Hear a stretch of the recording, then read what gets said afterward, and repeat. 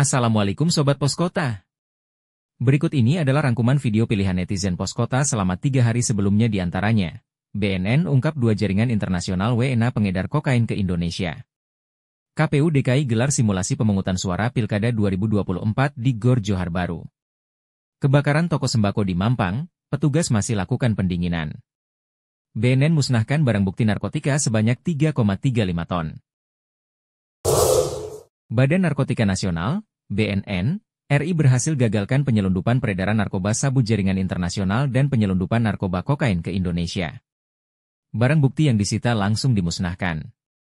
Kepala Badan Narkotika Nasional, BNN, RI, Komjen Pol Martinus Hokum mengatakan tim pemberantasan berhasil mengungkap 2 jaringan internasional penyelundupan sabu dan kokain yang dilakukan oleh seorang warga negara Indonesia, WNI. Jumlah barang bukti yang dimusnahkan ada 3.354.556,37 gram yaitu terdiri dari 86.303,38 gram sabu, 2,408 gram heroin, 970.864 butir PCC atau 540.771,26 gram, 2.430 gram serbuk PCC. Barang bukti non-narkotika seberat 2.722.643,73 gram terdiri dari cairan kimia sebanyak 77.997,5 ml, berupa padatan 17.843,73 gram, paracetamol 1.400.200,00 gram, magnesium stearat 208.800,00 gram, sodium starch glycolate 309.300,00 gram, celulose 309.800,00 gram, kafeine 426.800,00 gram, laktose 24.900,00 gram dan povidone 25.000,00 gram, serta 2.362 gram kokain. Pemusnahan barang bukti ini hasil pengungkapan 9 kasus tindak pidana narkotika dengan jumlah tersangka sebanyak 29 orang, katanya.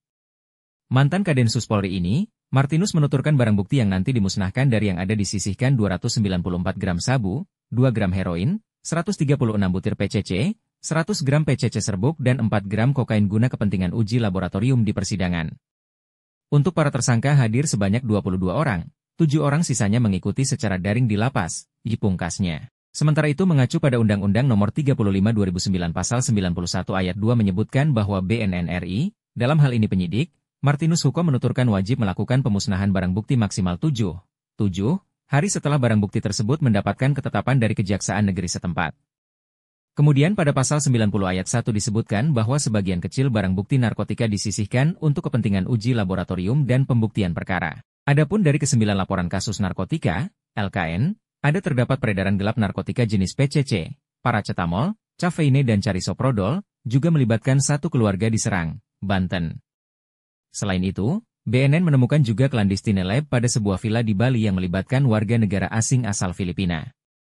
Bagi ke-29 tersangka yang kini sudah ditangkap dijerat pasal 114, 2, Jo pasal 132, 1, Sub pasal 113, 2, Jo pasal 132, 1, lebih subsidiar pasal 112, 2, UU RI nomor 35 tahun 2009 tentang narkotika, ditutupnya. Dengan melakukan pemusnahan barang bukti narkotika ini, BNN RI berhasil menyelamatkan 1.150.716 jiwa orang dari potensi penyalahgunaan narkotika di tanah air. Aktivitas petugas menyiapkan dan warga saat melakukan simulasi pemungutan suara Pilkada DKI Jakarta di Gelanggang Remaja Johar Baru, Rawa Selatan, Jakarta Pusat, Kamis, 24 Oktober 2024. Komisi Pemilihan Umum DKI Jakarta menggelar simulasi yang dilakukan semirip mungkin dengan situasi saat pemungutan suara dan penghitungan suara saat Pilkada DKI berlangsung pada 27 November 2024 guna mitigasi terkait segala kemungkinan yang terjadi saat hari H pencoblosan sekaligus menjadi bahan evaluasi sebelum pencoblosan.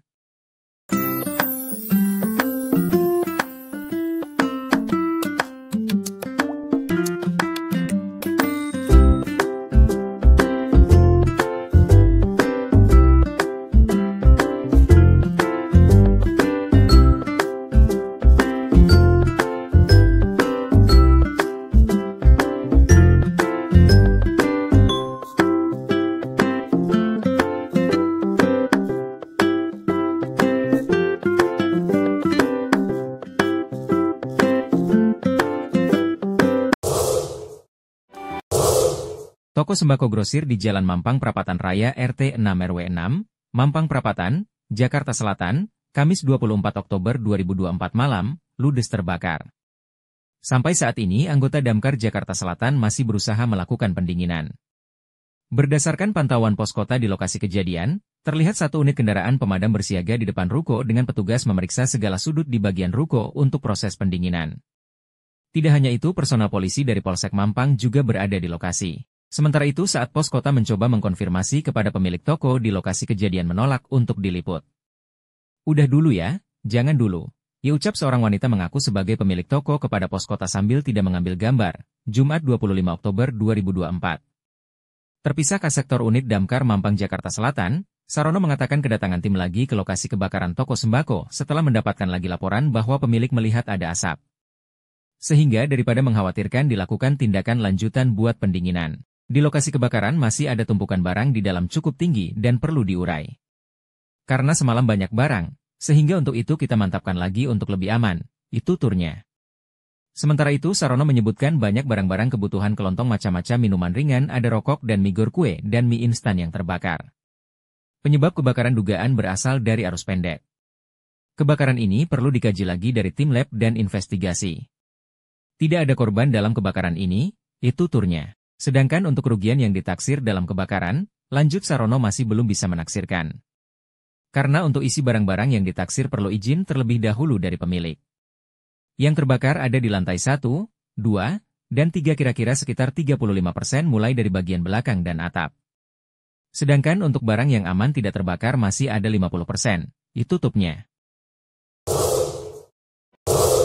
Kepala Badan Narkotika Nasional, BNN, Komjen Pol Martinus Huko memasukkan barang bukti sabu ke dalam mesin tungku pembakaran saat pemusnahan barang bukti narkotika di Kompleks Gedung BNN, Cawang, Jakarta Timur, Kamis, 24 Oktober 2024. BNN memusnahkan 86.303,38 gram sabu, 2.408 gram heroin, 970.864 butir PCC, 2.430 gram serbuk PCC. Barang bukti non-narkotika cairan kimia sebanyak 77.997,5 ml, berupa padatan 17.843,73 gram, paracetamol 1.400.200 gram, magnesium stearat 208.800 gram, sodium starch glycolate 309.300 gram, celulose 309.800 gram, kafeine 426.800 gram, laktose 24.900 gram dan povidone 25.000 gram, serta 2.362 gram kokain yang merupakan hasil pengungkapan 9 kasus tindak pidana narkotika dengan